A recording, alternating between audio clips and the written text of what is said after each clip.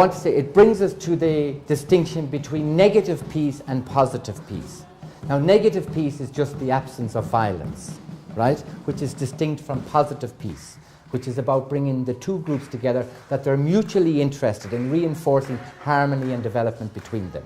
By providing them with an opportunity to live peacefully and to interact better, and so to become better Christians in the process. So I think the Shalom initiative is to try to get to understanding the reasons for conflict, analyzing them, finding out the root causing, and coming up with long-term solutions.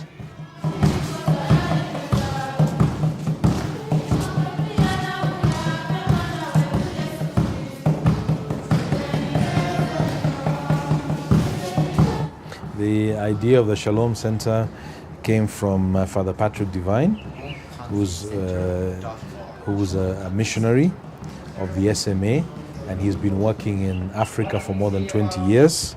He began in Tanzania, and then he's also done a lot of work in Kenya. So he attended a conflict management course, a postgraduate course at the Catholic University. And after that, he wanted to apply some of the skills that he had learned practically and make a difference to the communities, especially with regard to making an impact in the north of Kenya, which is some of the most arid and marginalized areas of northern Kenya, because he realized from his discussions with many people from the visits that he had made that it was difficult for values to take deep root. There was too much conflict going on. We founded this organization because so many of our missionaries are working in conflict environments in Eastern Africa. And it became very clear to us that in conflict environments where people are being killed and maimed and displaced perennially, year in, year out, it is very, very difficult for the gospel to take deep root, for the people to experience true peace or to live normal lives. Furthermore, it's very difficult for development to take place so that the people can progress in their lives, improve their lifestyles, and live a healthy life as Christ would have wanted in the gospel. Here in Turkana, we have plenty of conflict. We're surrounded by 4 international boundaries, and the Turkanas and our neighbors traditionally, over in Uganda, the Karamojong, in Sudan, the Toposa, in Ethiopia, the Marilla, we've always been at conflict over grazing and browsing and all the rest. And there have been many attempts at peacemaking, barazas and meetings and so on. But again, nobody has tried to get to the root causes or to examine the root causes or to try and address the root causes rather than becoming patching when there is trouble.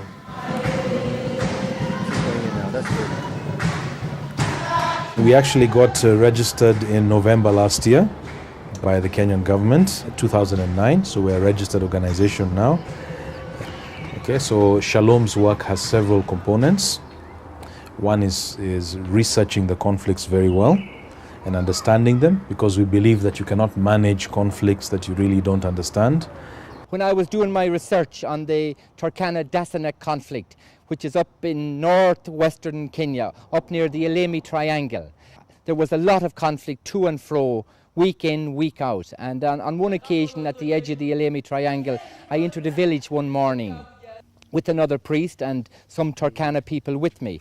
And unfortunately, the night before, the Turkana people had attacked the Dasanek in retaliation for an attack the week before by the Dasanaks on the Turkanas. But when we got into the village, bodies were slain all over the place, and the wounded were on the ground, and it became a very tense situation in light of the fact that the Dasanak young men, husbands, boyfriends probably of the people there, were killed or hurt or maimed. And of course, entering with 2 Turkanas, I mean, immediately the blood boiled and the desire for revenge immediately on these 2 Turkana people.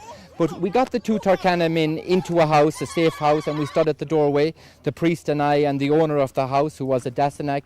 And the pain that we witnessed, especially I would say in the women who had lost their husbands and their loved ones, and the emotional pain was really burning in the air. The one thing we can say is that if Christ ever stood up in a conflict situation and witnessed through humanity, it was in the presence of a Dasanak woman who confronted all our own people about our role in trying to bring about peace in the area and the need for everyone to cooperate and not to be just blaming one side. She said they have attacked the night before because we attacked last week. And she said the two men that are there are not guilty of this act. And if the gospel means anything, and if we're believing in the work of the church in this area, I mean, we need to not take revenge on these two men and to help Father Patrick Devine and his assistants to bring about conflict resolution in this area. So I think the Shalom initiative is to try to get to understanding the reasons for conflict, analyzing them, finding out the root causing, and coming up with long-term solutions, not just stopping the killing when it happens. We already had a training this year in February, again with missionaries in Lodwar in northern Kenya, and there were more than 80 participants from all over northern Kenya who took part in the peace building training. And we hope to be able to do this on a regular basis every few months, and the idea is to make it a kind of continuous training where we're getting feedback constantly. This will also involve dealing with issues of conflict area management in southern Ethiopia, in southern Sudan, and in eastern Uganda. Then we have to be also aware that in northeastern Kenya, there's a huge amount of conflict between pastoral communities, which is not centered on religion. But the nearer we get to the Somali border, issues of the role of religion in fueling and healing conflict come into play. Now, the bishops in all those areas, that's the diocese of Turkana, Marsabit, Garissa, Isiolo, and Maralal, have invited us up because year in, year out, they're dealing with so much death, maiming, and displacement of their people. A huge role that we will play in our work of conflict resolution and reconciliation is to break down barriers between the different ethnic groups. And we feel that it's very important to begin this at an early age, and especially in the schools, but also in the play that goes on between children from different environments, from different ethnic groups, that we bring them together so that they can share and to break down any stereotypes that they may have received from their parents or past generations, to look at how we can bring about reconciliation and harmony among them.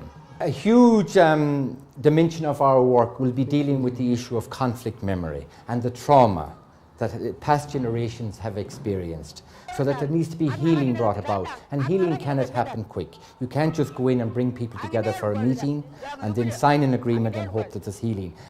It brings us to the distinction between negative peace and positive peace. Now, negative peace is just the absence of violence, right? Which is distinct from positive peace, which is about bringing the two groups together, that they're mutually interested in reinforcing harmony and development between them. And I think that distinction has to be made. I would also want to say that part of our work is to address the structural violence that exists in northern Kenya, where there is massive state neglect, lack of institutions, schools, hospitals, churches, water projects. And if we don't deal with the issues of structural violence, eventually they develop into behavioral violence, where people involved in direct physical force. We hope to include more people from the different ethnic communities that we have there. So we hope to make it more and more inclusive over time. On one particular occasion, I remember sitting in Turkwell Parish with Father Oliver Noonan after coming back from a conflict environment where 13 people had been killed the day before. And we were trying to get the connection between the gospel and conflict resolution. And of course, it sprung up in the sense that for the gospel to take deep root, we need to resolve the issues of conflict environments to help the people experience normal lives. So that initiative has come through the initiative of one of the SMA fathers, Father Patrick Devine, and it is good, and he came here to explain it along with his assistants and experts, and they had a day with the religious and priests and lay people here, and they're coming back, and I'm very happy that they are coming back. I understand maybe even July of 2010 that they will come back and start working practically on the ground with the people who are involved in conflict management. My experience, like being robbed or being gunshots put over your head, was, while there's shock in the system without a doubt, is I got up along with the two other missionaries from Canada, and the three of us said, "Isn't it great to be alive?" and the glory of life and the desire even to live life more fully was, I suppose, re-impressed upon our hearts. Conflict resolution and reconciliation has been a course that was offered to us by Father Patrick Divine this semester.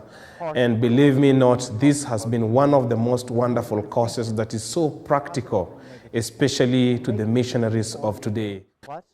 I have just finished organizing the second meeting of Kenyans. And do you know why? The reason is, when I was introduced to this course by Father Divine, I realized as a Kenyan I have a role to do. And therefore I started by bringing first Kenyans together. And how do you bring people together? By doing away with conflict, by doing away with violence, which this course offered. And this is the one way that we are trying to continue with the same message of the gospel of preaching the kingdom of God, by bringing reconciliation and resolution among the warring factors. Yes. While the Shalom initiative, to me, is one of the good things that have happened over the last 1 or 2 years, it is an initiative which is involved with conflict resolution. We're going to send out research assistants there who are going to collect data on the conflicts, and then we're going to analyze it and to improve the quality of life of the people as well, by providing them with an opportunity to live peacefully and to interact better, and so to become better Christians in the process. My own background in regards to conflict resolution and reconciliation is steeped in my own faith in the gospel and Christ's values of justice and peace and liberation.